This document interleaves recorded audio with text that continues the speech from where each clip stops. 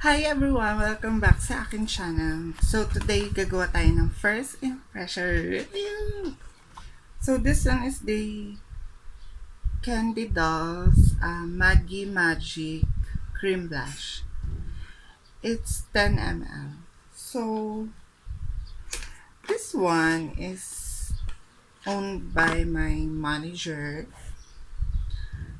So I think magkano nga ba siya? 150 ata or 120. Yon.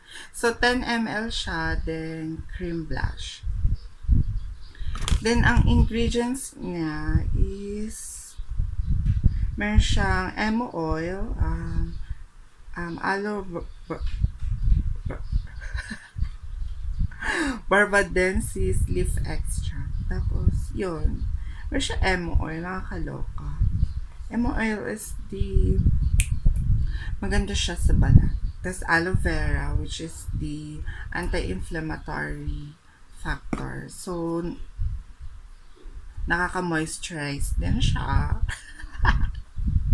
So, let's open. Ang cute ng packaging niya, which is parang siyang ombre. Pink and then parang siyang sepia.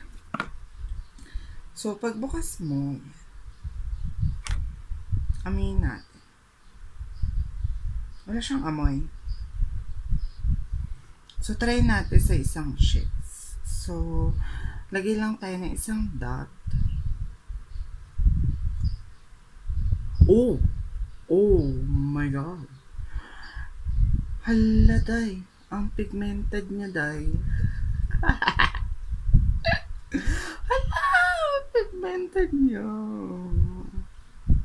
Which is maganda kasi isang dot lang. A little goes a long way. Oh my God, napasobra. Ang nasa face ko lang is sunscreen and then nagpulbo ako. Yung pulbo ko is yung, ano tawag dito? Lewis and Pearl. Hala. Ang pigmented niya, dahil. Which is nakakatawa kasi sa, ibang brand. Yung na-try ko na si ayoko magbanggit ng kasi siya ay maganda siya kapag wala pang pulbo. Ang bayan, ang bobelya ko. Maganda siya pag walang pulbo. Muna ilalagay. Tapos afterwards, after mo maglagay ng cream blush, tsaka ka magpulbo. Laday, ang kapit. Tapos, sa side naman. So, yan lang ha. Yan lang muna.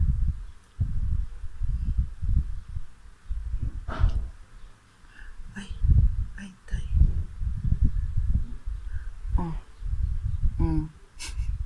Ang pigmented dahil.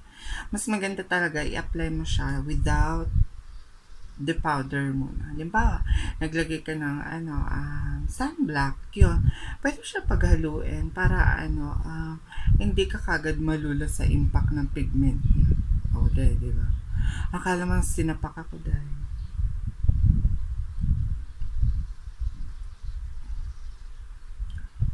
Maganda rin siya na maging pigmented kasi a pea size lang. A little goes a long way. Kakasabi ko nga lang, di ba kanina? Maganda siya. Para siyang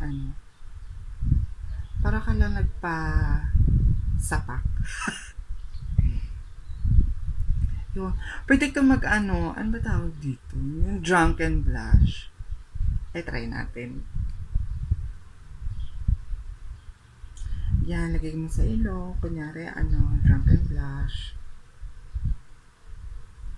Kunyari, kakagaling mo lang sa beach, tapos super araw, and then ang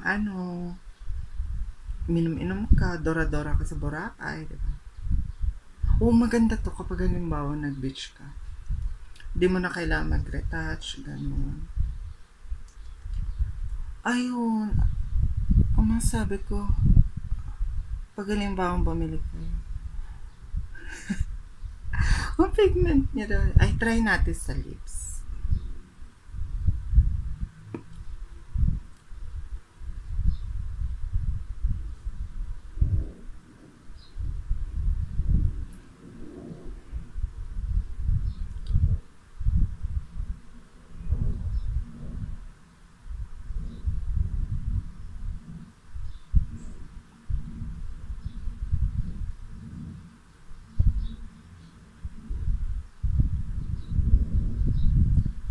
Ay, maganda siya. Parang baby lips lang. Diba? Ay, maganda to sa mga sa mga ka-beki ko na halimbawa maghanap ng job pero super pale ng lips nila tapos gusto nila may color. Pwede siya. Tapos may interview ka na. Para subtle lang yung pinaka ba tawag dito? Pinaka tint niya. Yung hindi overpowering katulad sa sa tawag dito, lip tint. Pat-pat nyo lang halimbawa maglalagay kayo. Pero ang pigmented nyo talaga.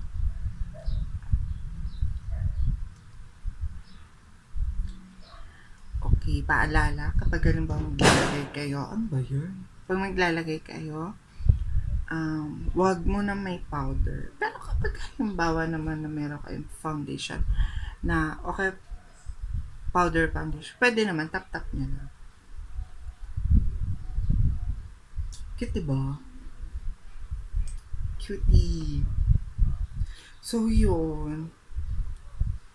Ang cute niya kasi sa halagang hindi ko alam kung 120 or 150. Sulit ka na kasi pwede ka mag-subtle lip tint. Pag halimbawa may mga interview ka, gano'n. Pag halimbawa kasi sa mga Becky, bawal kasi pag halimbawa interview, bawal mag-pull pack na lip tint. Yun, ang ganda niya. So, ask ko muna kung merong, saan ba? Hindi ko pa kasi alam kung meron si ma'am na ano ba tawag dito? Na FB page. Kasi personal FB niya yun. So, maganda yung candy dolls, which is the Meet Maggie Magic. Ang cute niya. Yung packaging niya is very eye-catching. Oh, cute. So, thank you so much guys for watching. I will see you on my next video. Bye!